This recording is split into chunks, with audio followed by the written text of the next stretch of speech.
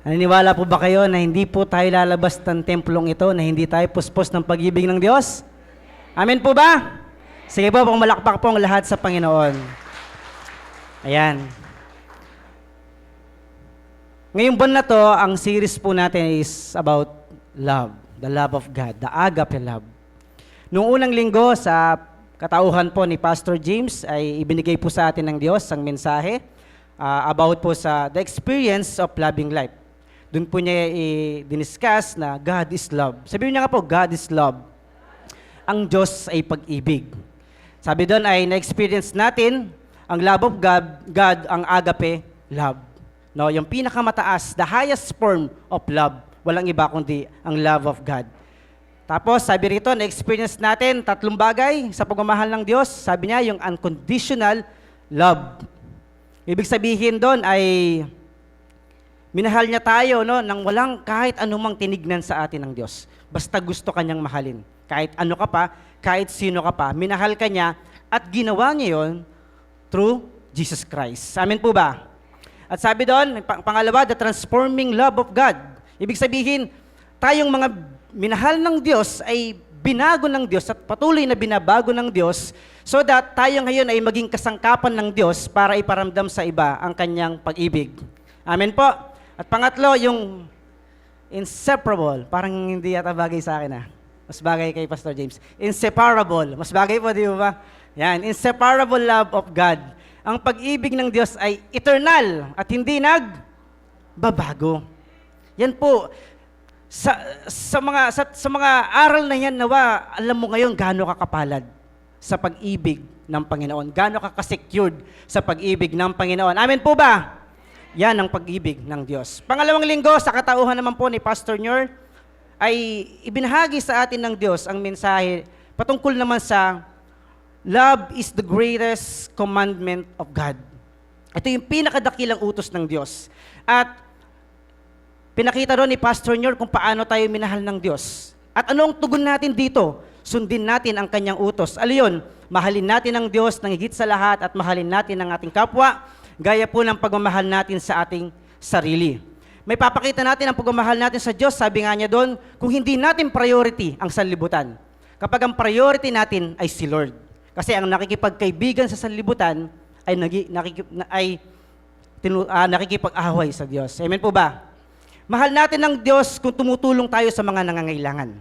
Amen po. Sabi doon, kung ang kapatid mo na yung nakikita ay hindi mo kayang mahalin, hindi mo kayang tulungan, paano mo pamamahalin ng Diyos na hindi mo nakikita? So doon pa lang maliwanag na ang tanda kung talagang nasusunod mo ang utos ng Diyos. Then last, mahal natin ng Diyos kung sinusunod natin ang kanyang mga utos. Alam nyo, ganito po yun Kay Lord, hindi mo kailangan hanapin yung kinikilig ka. Minsan kasi ganyan ang gusto natin. Yung nangingilabot ka, naluluha ka. O sige, after mong maluha dyan, after mong tumawa dyan, paglabas mo, pasaway ka naman sa Diyos. Love ba yun? Hindi. Hindi ganun ang love. Oo, masarap ang lumuha, tumawa sa presensya ng Diyos.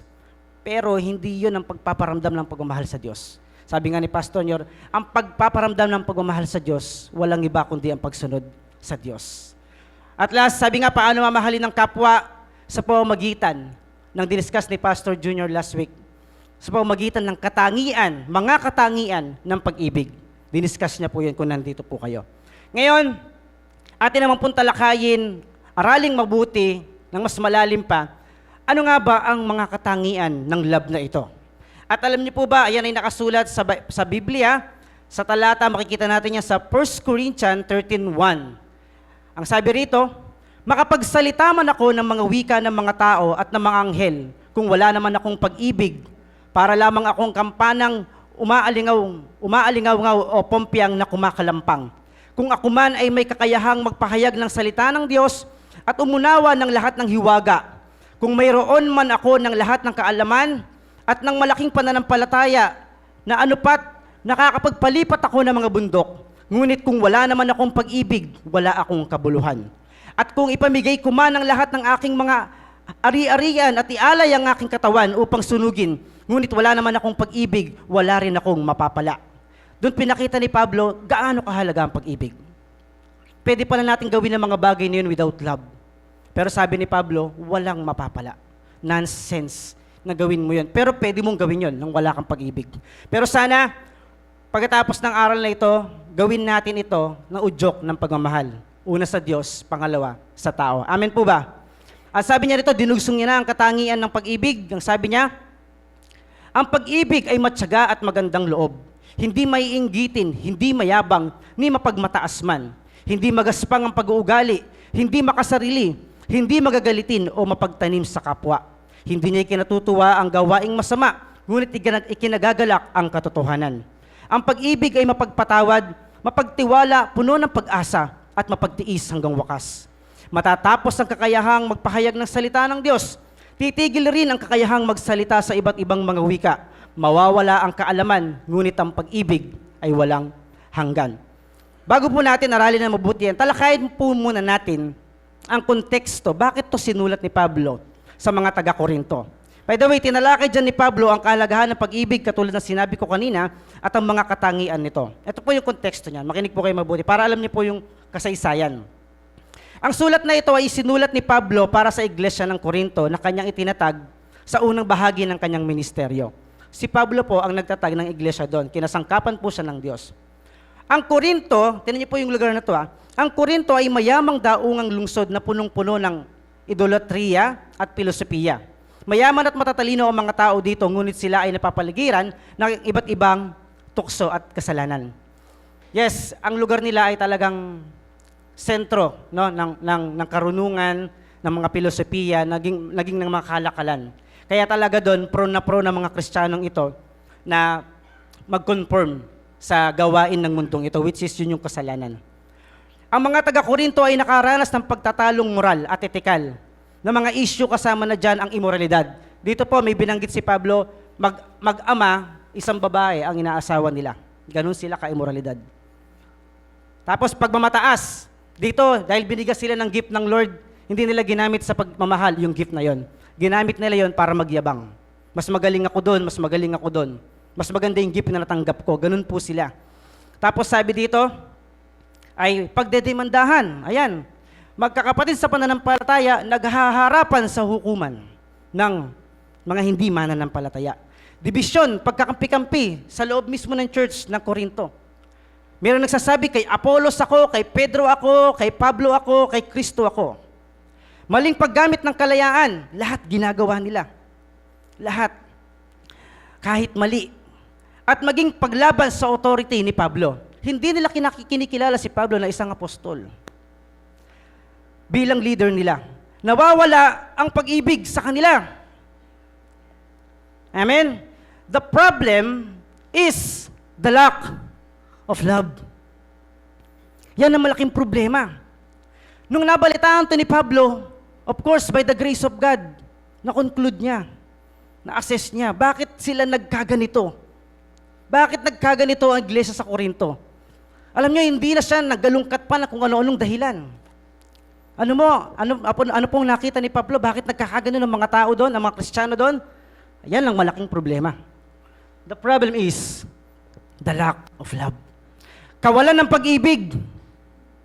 Nalaman ni Pablo ang problema ng simbahan sa Korinto habang siya ay nasa Epeso. Kaya layunin ni Pablo sa sulat na ito, sumulat siya, ito yon, upang i-redirect ang focus ng mga taga-Korinto sa Diyos at sa pagmamahal sa Diyos at sa mga tao. Nais ni Pablo na ipakita sa mga taga-Korinto na ang kamatayan ni Jesus ay nangangahulugan na dapat silang tumugon sa kanyang pag-ibig at biyaya ng may sexual na integridad, kadalisayan at kapakumbabaan na magagawa lamang nila kung sila ay nagtataglay ng pag-ibig. Dahil lang kawalan ng pag-ibig ang siyang dahilan ng lahat ng problema nila sa iglesia. Yun po ang naging kasaysayan ng malaking problema sa Church of Corinthian. Ngayon, sabi rito, dalhin po natin sa panahon natin ngayon. Ganyan din po sa panahon natin ngayon. Yan, isipin niyo po mabuti ang ating mga pamumuhay. Ganyan din sa panahon natin ngayon. Kaya maraming nag-aaway, nag-aagawan, even nagdidemandahan, at wasak na pamilya dahil yan sa ano? Lack of love, ulit ang dahilan. Huwag nyo nang kalkalin sino may kasalanan. Hindi kayo matatapos dyan. Huwag nyo nang ipagpilitan na ikaw yung tama, siya yung mali. Hindi kayo matatapos, hindi kayo magkakasundo. Alam nyo anong problema? Hindi naman mamaya sabihin ko yun eh. Ang problema talaga dyan, kawalan na ng pag-ibig. Kaya ganyan ang pamilya. Kaya ganyan ang magkakapatid. Kaya ganyan mismo ang mag-aasawa.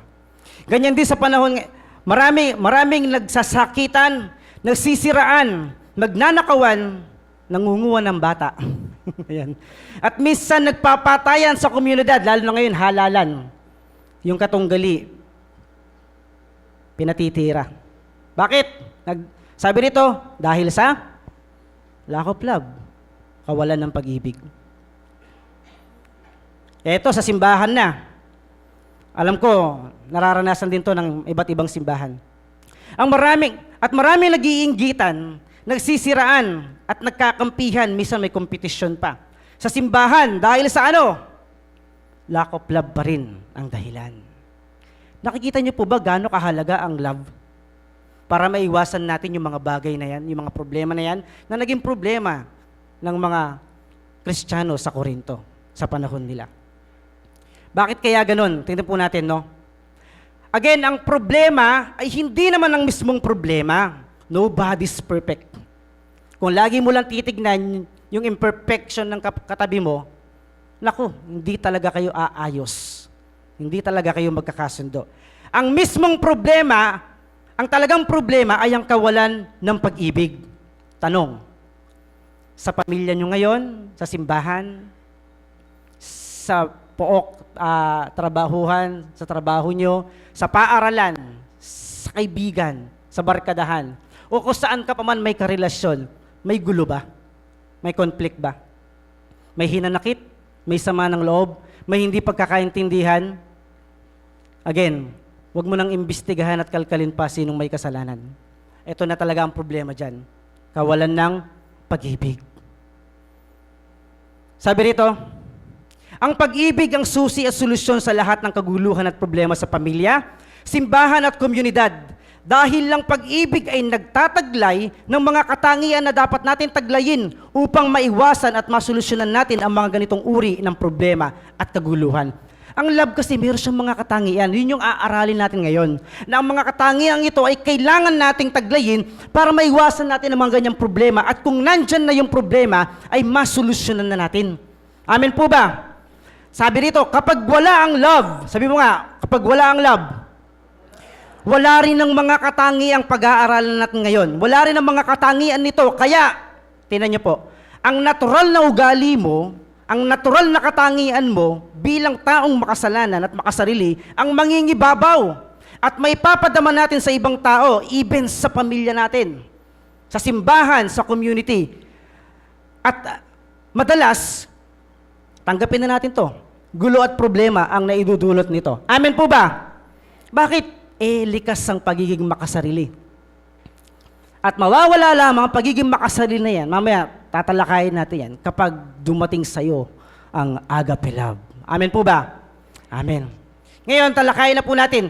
Ano nga ba ang mga katangian ng agape love na kailangan nating taglayin?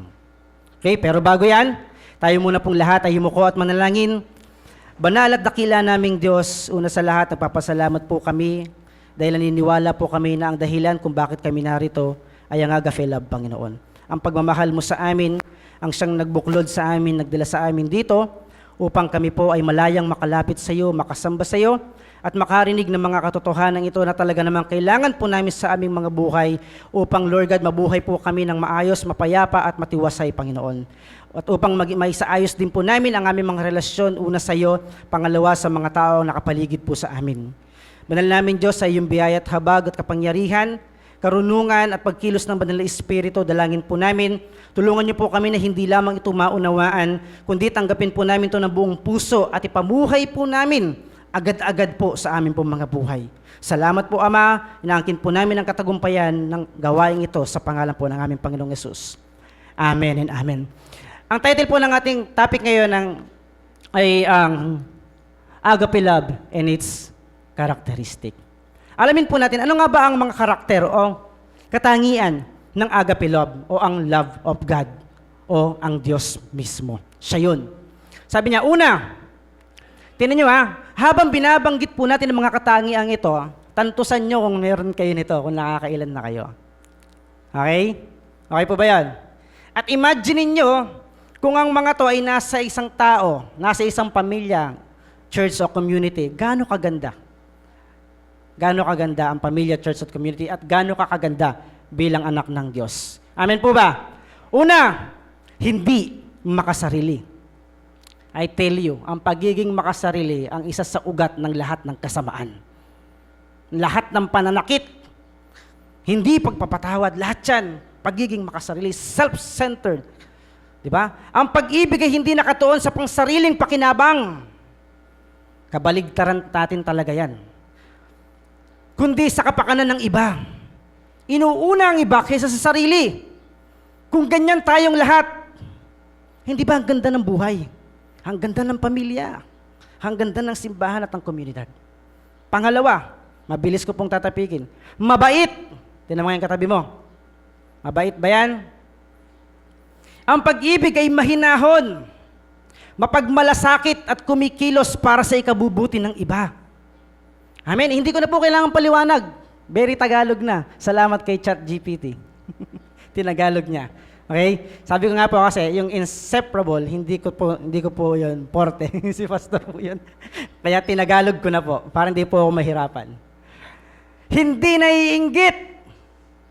Yan, marami ngayon dyan. Uy, may ragul nebal eh. Siguro may nakaw yan eh. Siguro nagnakaw yan. Ay, alam ko na, nagbenta yan ng bato. Tinan nyo yung tagiliran, may tahi. Sabi niya, ang pag-ibig ay hindi nagseselos. Mainggit. O nagdaramdam sa tagumpay ng iba. Naku, the crab mentality. Hindi ganyan ang love. Amen po ba? Kaya sabi mo sa katabi mo, kailangan mo ng love. Okay. Hindi mapagmalaki. Ang pag-ibig ay mapagpakumbaba at hindi nagyayabang o pinapalaki o tinataas ang sarili. Mapagpakumbaba, sabi niya, hindi mayabang. Kaya, dito makikita natin, ang pag-ibig ay humble talaga. Okay? Hindi siya mapagmalaki. At sabi rito, hindi niya tinuturing na mas magaling siya sa iba. Binilin pa ni Pablo yan. Huwag niyong ituring kailanman na mas magaling kayo o nakahihigit kayo sa iba. Hindi yan katangian ng love. Okay? Sabi niya, hindi mayabang. Ang pag-ibig ay hindi arogante o makasarili. Hindi ka mayabang. Porket mo malago ka sa akin, makabukulat siya ng awang. Barangakit, di ka mag-drive. Di ba? Hindi po ganon. Hindi mayabang. Okay? Hindi pinapost sa Facebook. Kung ano-ano, i-post mo ang Diyos. Amen po ba?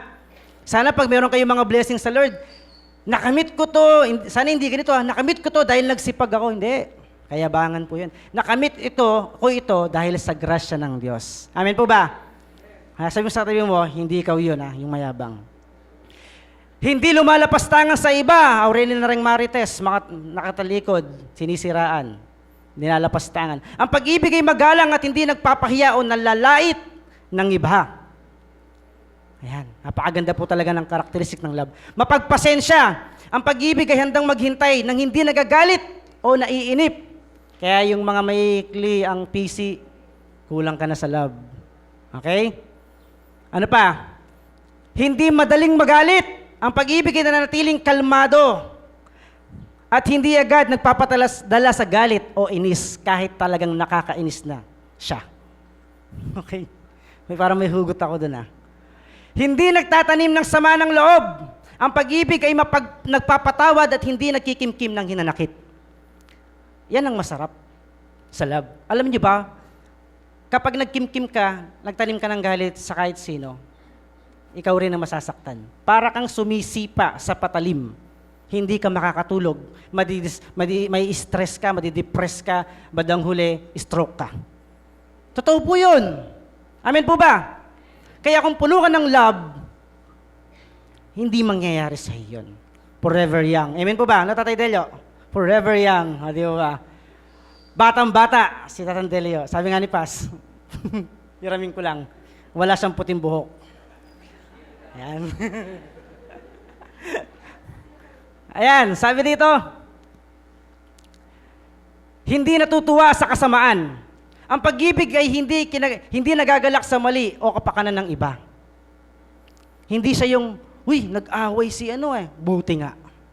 Naghiwalay yung mag-asawa, buti nga. O diba? Hindi siya ganun. Sabi niya, nagagalak sa katotohanan. Ang pag-ibig ay nagsasaya sa mabuti, tama at totoo. Okay? Laging nagpoprotekta. Ang pag-ibig ay nagtatanggol at nag-iingat sa iba mula sa kapahamakan. Laging nagtitiwala. Ang pag-ibig ay naniniwala sa kabutihan ng iba.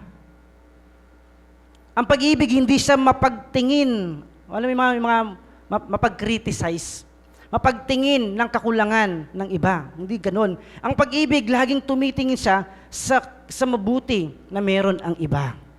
Ganyan kaganda ang pag-ibig.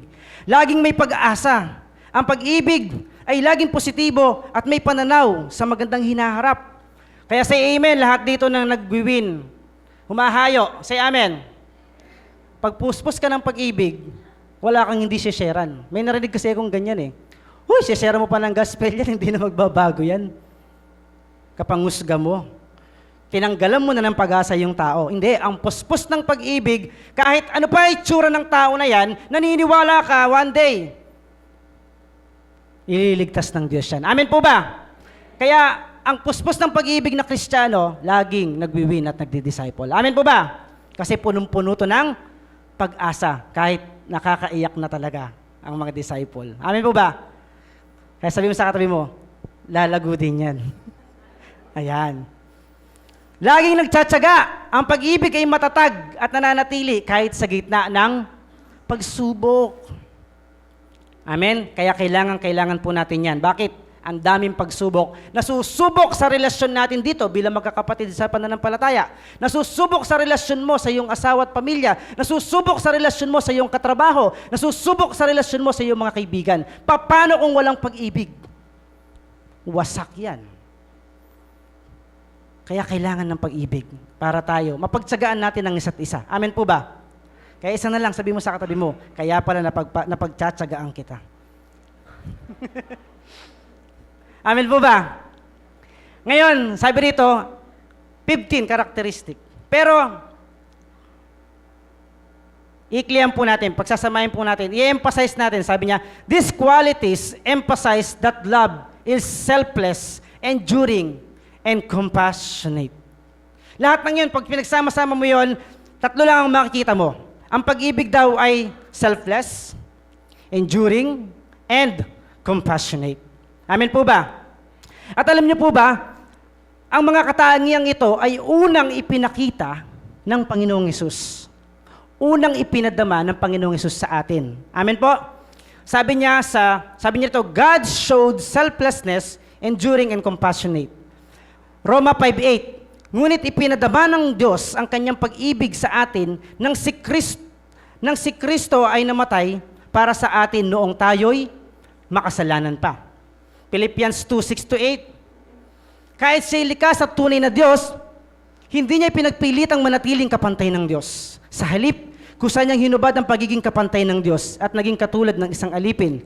Ipinanganak siya tulad ng mga karaniwang tao at nang si Kristo ay maging tao, nagpakumbaba siya at naging masunurin hanggang sa kamatayan. Maging ito man ay kamatayan sa krus. Tingnan niyo sa mga talatang iyon, pinakita ng Panginoong Hesus yung kanyang love, yung agape love, na siyang dahilan kung bakit tayo ay ligtas ngayon. Amen po ba? Doon makikita natin yung kanyang pagiging selfless. No, iniwan niya, sabi nga yung sermon ng simbang gabi, iniwan niya saglit ang kanyang kalagayan sa langit. Bumaba siya rito upang isakripisyo ang kanyang buhay. Enduring, hindi madali yung ginawa ng Panginoong Hesus. Talagang naglingkod siya, sumunod siya, sukdulan talaga na maranasan niya ang lahat ng hirap, pasakit, even ang kamatayan sa krus. Ano pa? Compassionate. Ginawa niya yon dahil kinahabagan niya tayong lahat. Amen po ba? Dahil alam niya, kapag hindi niya ginawa yon, lahat tayo malalaglag sa impyerno. Amen po ba? Ganyan ka tayo kinahabagan ng Diyos. Ganyan ang pagmamahal ng Panginoong Hesus sa atin. Kung walang ganyang klaseng love, wala ring kaligtasan. Amen po? Kaya, napakahalaga po talaga ng agape love. Pangalawa, sabi rito, Jesus' disciples showed selflessness, enduring, and compassionate. Kanina, pinakita ng Diyos para sa tao. Ngayon, ipapakita naman ng mga taong ito ang pagmamahal nila para sa Diyos at ang pagmamahal nila para sa kapwa.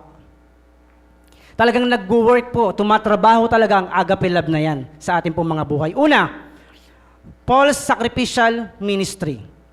2 Corinthians 11:23, sabi niya,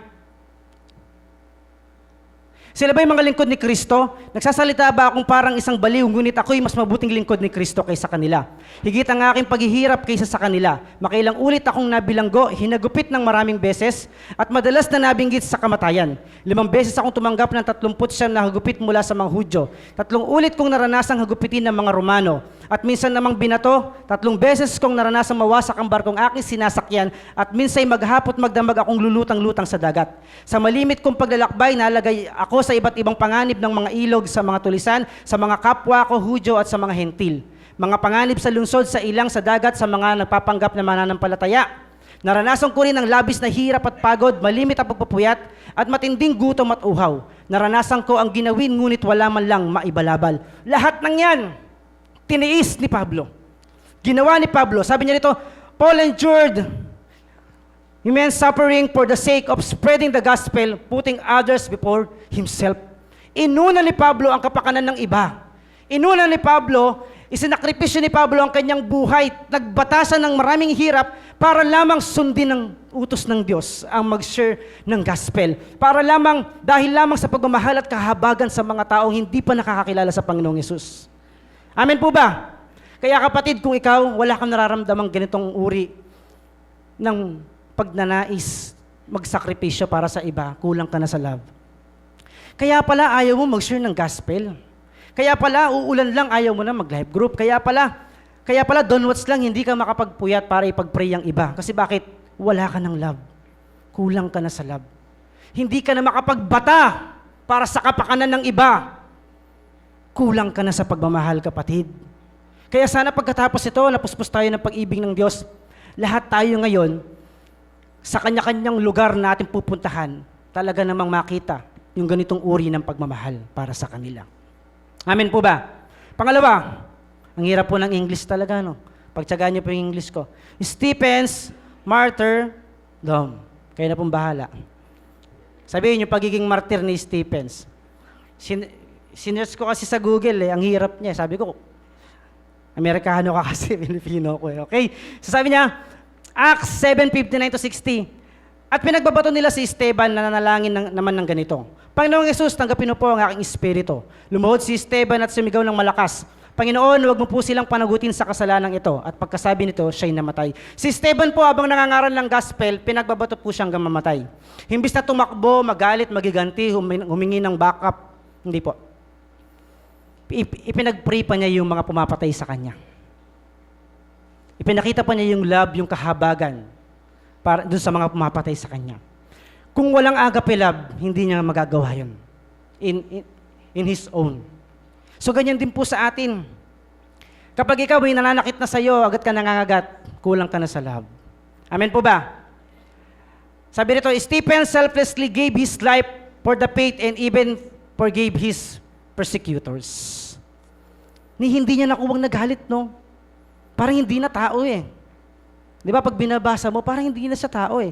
Biro mo, binabato na siya hanggang mamatay. Pero pinag-pray pa niya yung mga nananakit sa kanya. Hindi yun natural. Ba't nangyari yun? Alam niyo bakit? Mamaya, doon sa application natin, makikita niyo bakit nagawa ni Esteban yun. Pangatlo, disciples sharing their possessions. Ito maganda pag-usapan. Pagbibigay po kasi ito. Mga Gawa 2:44-45, nagsama-sama ang lahat ng sumasampalataya at ang kanilang mga ari-arian ay para sa kanilang lahat. Ipinagbili nila ang kanilang mga ari-arian at ang pinagbilihan ay pinamahagi sa bawat isa ayon sa kanyang pangangailangan. Yung mga mananampalataya, binigay nila ang lahat sa church. Itinulong nila lahat. Dito ayan, may bows po tayo, sound system. Naku po, dyan na matetesting kung may agape love ka o love of money ang meron ka. Bakit? Kapag kasi puspos ka ng pag-ibig ng Diyos, ikaw na yung pinakamapagbigay. Amen po ba? Amen. Then last, sabi dito, the early disciples selflessly shared their resources to care for each other. Then last na nagpakita ng ganitong uri ng pagmamahal, si Barnabas. Barnabas selling his land.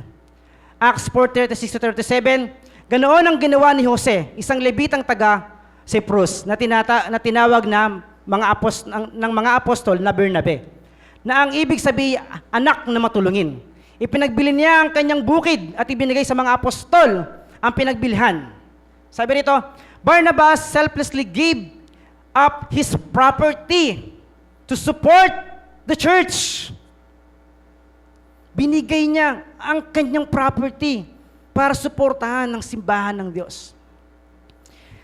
Kaya, sana pagkatapos nito talagang uulan ng pledges para sa church. Ayan po ba? Sa pagbili ng sound system. Gusto niyo pa ba yung namamatay yung sound system katulad kanina? Oh. Kaya ipanalangin natin mabuti mamaya, puspusin tayo ni Lord para talaga maging mapagbigay tayo. Alam nyo, kung sa panahon natin to nangyari, scam si Barnabas. Scammer talaga yung pastor na yun. Bakit? Biruin mo, bininta niya yung lupa niya. Pero wag po kayo. For the glory of God, mayroon po akong isang kilala na gumawa na sa simbahan yan. Iramin ko lang po yung pangalan ni Pastor Obet. Because sa pagmamahal niya sa Diyos, sa pagmamahal niya sa church, binenta po nila yung bahay nila doon. No? Talaga lahat po ay binigay sa pagsuporta sa church. Ngayon po, nakatira po din yan sila Ate Lynn. So may nagpakita na, mga kapatid, ng example. Totoo talaga to. Totoo talaga. Posible talaga to. Kapag may agape, love. Amen po ba? Sige po, palakpakan po natin ang Diyos para dyan. Ngayon kapatid, nakita natin kung gaano kaganda ang magagawa ng pag-ibig. Amen po ba? At kung gaano kaganda ang ating pagkatao kung taglay natin ito. Amen po? Ito ang mga katangian nito at ang mga taglay natin ito at ang mga katangian nito. At gaano kaganda ang ating pamilya. Imagine niyo lang po, lahat tayo may ganitong katangian. Gaano kaganda ang ating pamilya, simbahan, komunidad, kung nagtataglay ng pag-ibig ang bawat miyembro nito. Amen po ba? Talagang napakaganda po. Napakasaya, napakapayapa. Punong-puno ng kagalakan ang ating pamilya, komunidad at simbahan. Ganyan po kahalaga ang mga katangian ng love na kailangan po nating taglayin. Ngayon, pag-usapan natin, saan nga ba galing ang mga katangiang ito at paano ito mapapasa atin? Gusto niyo po bang tanggapin ang mga katangiang ito, taglayin ang mga katangiang ito? Say amen. Amen. Makinig po tayo mabuti. Sabi po niya, these qualities reflect the character of God Himself. Ang mga katangian na tinalakay po natin kanina, yan mismo ang katangian ng Diyos. Amen po. And we are called to reflect this divine love in our relationship. Katangian yan ng Diyos at tayo pinili, tinawag ng Diyos para ang mga katangian na yan ay makita sa buhay natin. Amen po ba? Mamagnify si Kristo sa buhay mo sa pamamagitan ng mga katangian na yan ng pag-ibig. Agape love is the greatest because it is eternal, reflecting God's own nature. Faith and hope are vital, but love is the foundation of our relationship with God and others. Sabi pa niya, agape love is not something we generate. Hindi to galing sa ating sarili, within ourselves, but something God produces in us, galing sa Diyos, through His grace, sa pamamagitan lamang ng Kanyang biyaya, Word, and Spirit. It is a reflection of His redemptive love, manifesting in our lives as we are conformed to Christ. Ibig sabihin, lahat ng tinubos ni Kristo, magmamanifest dapat sa iyo ang pagmamahal na ito. Amen. Dahil nilagay na to sa iyo ng Panginoon. Maniwala ka. Sa amin dito, lahat ng may Kristo sa puso, nasa iyo na yan. Nasa iyo na yan. At sasabi niya rito, since humanity is fallen and naturally inclined towards sin, makikita yan sa Roma 3:10-12, we cannot truly love with agape love apart from God's transformative work.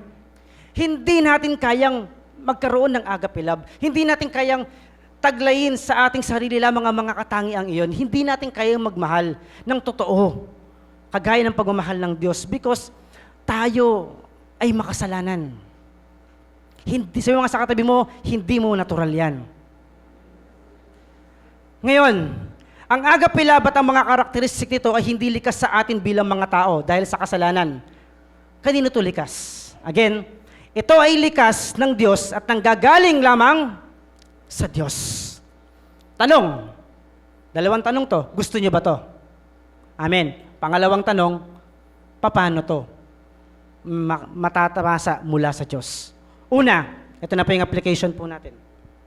Una, first, we need to receive God, our Lord Jesus Christ, and experience this agape love from God.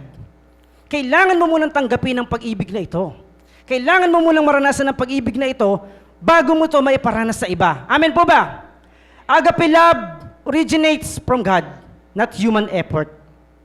And God is love. 1 John 4:8, ang hindi umiibig ay hindi kumikilala sa Diyos, sapagkat ang Diyos ay pag-ibig. Amen? We love because God first loved us, enabling us to love others. Kaya lang naman tayo makakapagmahal ng ganitong uri ng pagmamahal dahil minahal muna tayo ng Diyos. Kaya hindi tayo pwedeng magmalaki. Amen po ba? 1 John 4:19, tayo umiibig sapagkat ang Diyos ang unang umibig sa atin. Sabi sa 1 Corinthians 13, ang kausap ni Pablo doon, mga tumanggap naman talaga kay Kristo. Kaya nga tinapik niya yung about love eh. Meron sila eh. Natabunan lang ng pagiging makasarili nila. Amen po ba? Kapatid, para mapasayo ang agape love na kanina pang pinag-uusapan natin na napakaganda, tiyakin mo muna na si Kristo ay nasa puso mo na, nasa buhay mo na. Amen? Mamaya, kung hindi ka patiyak, mananalangin tayo, pwede mong tanggapin ang Panginoong Yesus upang tanggapin mo ang agape love na ito. Amen po ba? Pangalawa, union with Christ as the basis for love. Our ability to love is rooted in our union with Christ. Yung ating pakikisama sa Panginoong Yesus. By being united with Him and growing in Him, we are empowered to display His love to others. John 15:5, ako nga ang puno ng ubas at kayo ang mga sanga. Ang nananatili sa akin at ako sa Kanya, ang siyang nagbubunga ng sagana, sapagkat wala kayong magagawa kung kayo'y hiwalay sa akin. Hindi mo kayang magmahal ng katulad ng pagmamahal ng Diyos kung hiwalay ka sa Kanya. At again, tayo dati ay nalayo sa Diyos. Tayo ay nailapit lang muli sa Diyos sa pamamagitan ng biyaya ng Diyos. Amen po ba? Ano ang responsibility natin? Huwag kang lalayo sa Diyos. Manatili kang malapit sa Diyos. Paano yan? Sa pamamagitan ng pananalangin, pagbabasa ng Biblia, pagsamba sa Kanya, at ano pa? Pag-iwas sa kasalanan. Sa ganyang paraan, mananatili kang malapit sa Diyos. Amen po ba? Si Pablo, nanatili siyang malapit at lumago sa Panginoon. Kaya kaya niyang nabata yung nabata niya kanina. Because puspos siya ng agape love. Pangatlo, filled with the Holy Spirit. Ano yung una? Kailangan tanggapin mo muna ang Diyos sa iyong buhay. Ang agape love. Pangalawa, yung union mo, yung unity mo with Christ. Yung intimate relationship mo kay Christ. Huwag mo pababayaan. Kaya ka pala pinagdi-devotion eh. Kaya ka pala pinagla-life group. Kaya ka pala pinagpipray sa Don Watch eh. Yun kasi yun eh. Para mapuspos ka, para maging close kayo ni Jesus, para mapuspos ka ng agape love. Amen po ba? Then pangatlo, filled with the Holy Spirit. Agape love is a fruit of the Spirit. Bunga siya ng banal na Espiritu. The Holy Spirit transformed our hearts to love as God commands.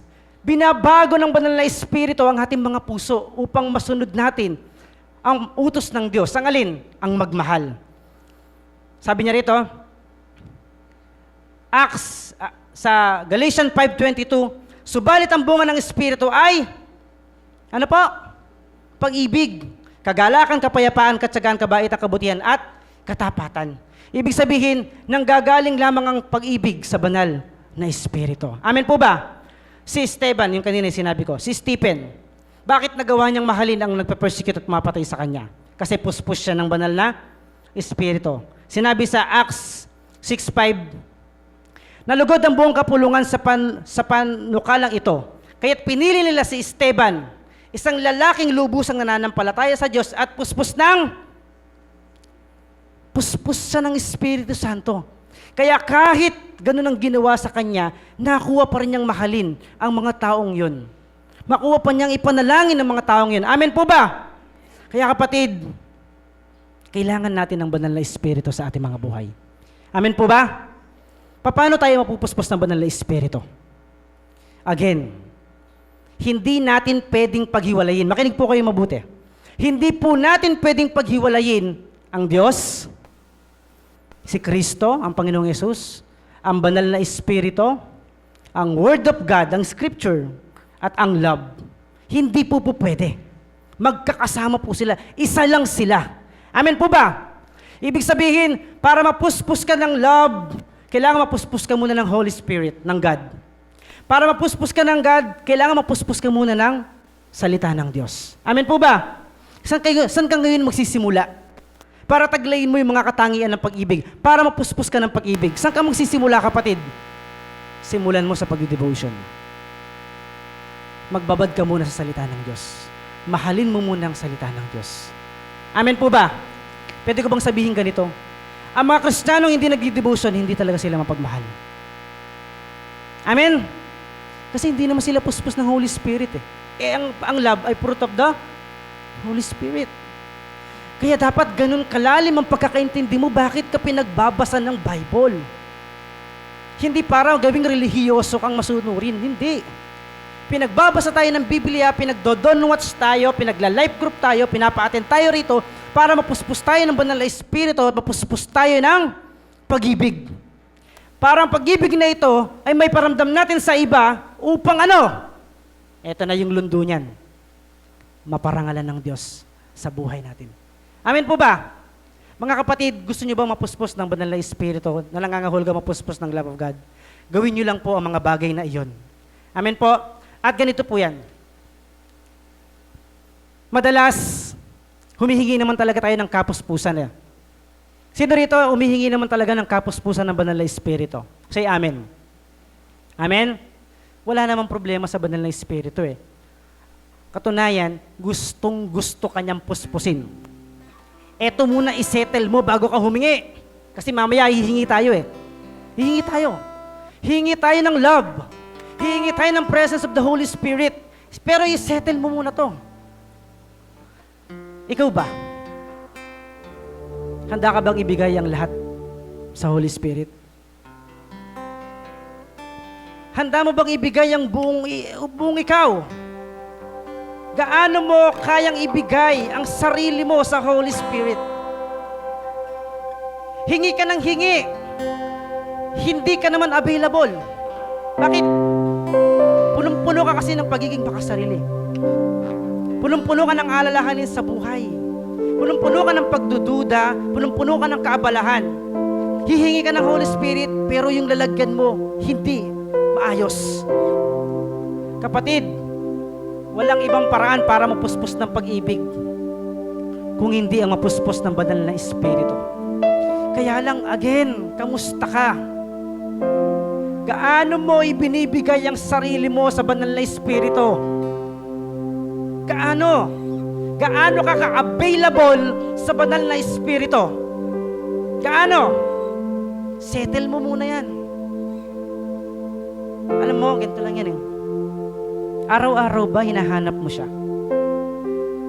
Sinisik mo ba yung presence niya? Araw-araw ba sinisik mo siya through your Bible? Through prayer? Araw-araw ba? Araw-araw ba iniiwasan mo ang kasalanan dahil alam mo, ayaw niya yon? Na po pwedeng ipinagpapalit mo siya, ang presence niya sa kasalanan. Kapatid, make yourself available para sa Holy Spirit. Amen. Love should should be the goal and the highest pursuit in our lives.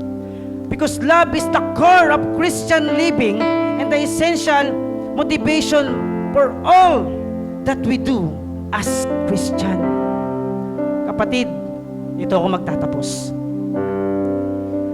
Meron isang tao sa Bible na walan siya ng pagmamahal, si Jonas. Utos ng Diyos na mahalin ang kaaway. Amen po ba? Si Jonas, hindi niya kinayang mahalin ng Ninive. Bakit?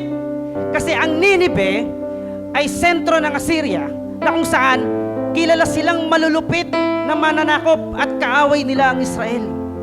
Marahil malamang itong taga-Assyria, mga taga-Ninive na to, pinagpapatay o talagang ginawan ng masama ang kababayan o pamilya ni Jonas. May hadlang sa love. Amen? May hadlang sa love. Ngayon, dalhin mo sa buhay mo. Sinong taong hindi mo kayang mahalin? Kaaway? Asawa? Kaklase? Katrabaho? Sinong taong nanakit sa'yo na hindi mo kayang mahalin? May hadlang, kapatid. Amen po ba? May hadlang. Pero ang Panginoong Yesus, hinakbangan niya, nilagpasan niya yung hadlang. Minahal niya tayo kahit kaaway natin siya. Minahal niya tayo kahit sinuway natin siya. Minahal niya tayo kahit tinalikuran, inayawan natin siya. Amen po ba? Nagawang mamatay ni Jesus sa krus ng Kalbaryo dahil sa pagmamahal niya sa atin. Hinakbangan niya yung hadlang na yon. Ang ano? Ang pagiging hindi mo kamahal-mahal. Kamahal-mahal ka ba? Hindi. Ba't minahal ka ng Diyos? Siya yung agape love eh. Walang nakapigil sa agape love na mahalin ang taong makasalanang katulad mo. Amen po ba? Maraming relasyon, naniniwala ko, nung nagsasuffer ngayon, wasak dahil sa kawalan ng agape love. Kapatid, mahahakbangan natin yan, mga dahilan na yan. Tapos na ang conversation, tapos na ang argument. Sino ba may kasalanan? Tapos na yan. Wala nang argument dyan. Kung puspus ka, nagtataglay ka ng agape love. Amen po ba? Amen po. Sige po, tayo pong lahat ay tumayo ngayon. Hallelujah. Kapatid, nanyayahan kita ngayon na manalangin. Gamitin ang awiting ito upang manalangin. Napuspusin ka ngayon ng Diyos ng banal na Espiritu. Napuspusin ka ngayon ng Diyos ng kanyang pag-ibig. Marami kang relasyong maayos. Marami kang pamilyang mapapaganda. Magiging pakinabang ka sa iglesyang ito. Maraming taong makikinabang sa buhay mo. Mapaparangalan ng Diyos sa buhay mo. Basta puspus ka ng pag-ibig. Puspus ka ng agape love. At puspus ka ng banal na Espiritu. Sige, Lord. Hallelujah. Yes, Jesus. Hallelujah.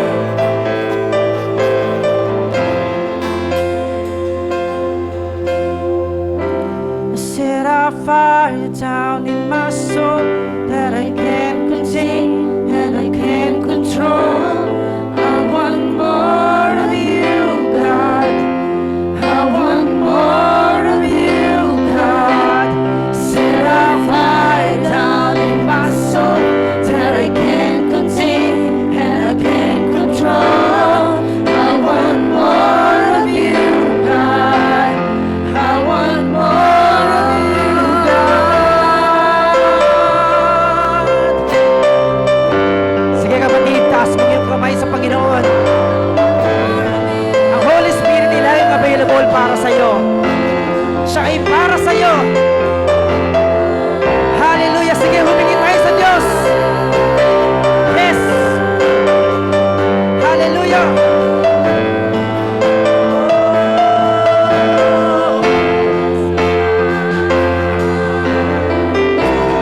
Place I would rather be. No place I would rather be. No place I would rather be. Here in your love, here in your love. No place I would rather be. No place I would rather be. No place I would rather be. Here in your love, here in your love. Set a fire down.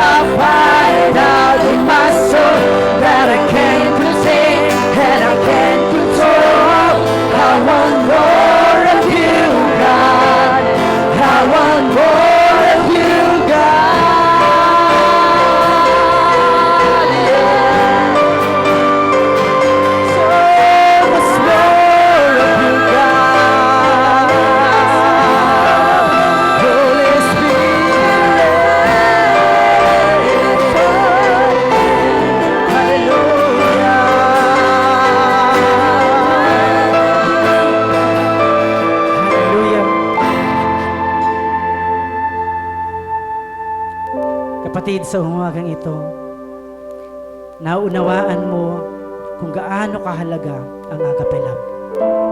Kung gaano mo siya kailangan. At kung gaano siya libreng kaloob ng Diyos sa'yo. 3 bagay, settle mo ngayon. Una, nasa iyo na ba ang Panginoong Hesus? Kung wala pa, pwede kang manalangin ngayon at sabihin, Panginoong Hesus, sa oras pong ito, kinikilala ko ang iyong pag-ibig sa akin. Nasukdulang ikaw ay namatay sa krus para sa akin. Tinatanggap kita bilang Panginoon, Diyos at sariling tagapagligtas ng aking buhay. Kung ikaw naman kapatid, naramdaman mo na parang nalayo ka sa Diyos, kapatid, this is the time na manumbalik ka sa Diyos. Laging bukas ang mga kamay ng Diyos para sa iyo. Dahil wala kang magagawa kung hiwalay ka sa Kanya. Balikan mo lang ang prayer life mo. Balikan mo lang ang pagbabasa mo ng Biblia. Balikan mo lang ang pagsamba mo, mararanasan muli ang fellowship, ang intimate relationship with our Lord Jesus Christ. At kapatid, ang banal na Espiritu ay para sa iyo. Gawin mo lang available ang sarili mo. Dapat lagi kang uhaw, lagi kang empty jar para sa precious treasure na ito. Walang iba kundi yung banal na Espiritu. Nakaloob ng Diyos sa iyo bilang Kanyang pinili at tinatakan bilang Kanya. Kaya kapatid, huwag mong titigilan ang pagbasa ng Biblia. Again, ang pananalangin at pagsamba sa Diyos. Sa Kanyang dumadaloy ang kapuspusan ng banal na Espiritu. Sa Kanyang dumadaloy ang pag-ibig ng Diyos sa iyo. Dahil ikaw ay tinawag ng Diyos upang i-display ang Kanyang love sa mga tao. Na sa gayon siya ang makita sa buhay mo, hindi na ikaw. Siya ang maparangalan, siya ang maitaas, at ikaw ay maibaba. Ganyang kabuti ang Diyos. Hallelujah, Panginoon Ama, maraming salamat po. Pinasasalamatan ka po namin at pinupuri sa oras na ito, sa agape love na ipinagkaloob mo sa amin, sa Panginoong Espiritu na namatay para sa amin, sa banal na Espiritu na laging nandyan para sa amin. Ama, puspusin mo kaming lahat sa oras na ito ng pag-ibig at ng iyong presensya, Panginoon. Hallelujah! Kami po ay kasangkapan, mga tao ng iyong pag-ibig, Panginoon. Kasangkapan upang marami pang maligtas, marami pang makinabang sa mga buhay na ito at magpuri sa iyo, Panginoon. Salamat po, Ama, sa iyo po ang papuri at pagsamba sa ngalan po ng aming Panginoong Jesus. Amen and amen. Sige, palakpakan po natin ng Diyos.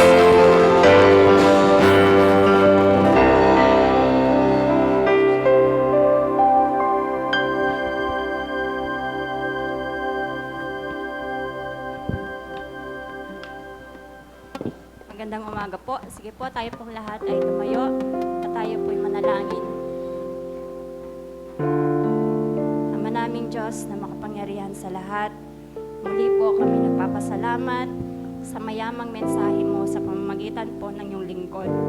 Salamat po sa pagpapaalala sa amin at tunay nga po, ikaw na po ang nauna sa lahat. Ikaw po ang naunang nagpakita ng pag-ibig. Ikaw po ang unang nagbibigay ng biyaya sa amin. Ang tanging dapat lamang po namin gawin ay magbalik ng pag-ibig at magbalik bilang pagsunod. Salamat po, O Diyos. Salamat po. Pagpalain mo po, O Diyos, ang bawat pananalaping ito na amin pong ipagkakaloob at ibabalik. Salamat po dahil alam po namin, O Diyos, na wala pong tigil ang iyong biyaya. Dahil narito po kami muli nakakasunod sa pagbabalik at pagkakaloob. Salamat po, Diyos. Pagpalain mo po ang bawat isa sa amin na naririto ngayon, maghahandog man, magbabalik man, at nagnanais man makatupad sa gawain ito. Alam po namin, O Diyos, sa iyo ang manggagaling ang conviction na ito. Pagpalain mo po ang mga pananalaping ito, maging kagamit-gamit sa ikakakalat, Panginoon, ng iyong banal na salita. Salamat po sa iyo po ang pinakamataas na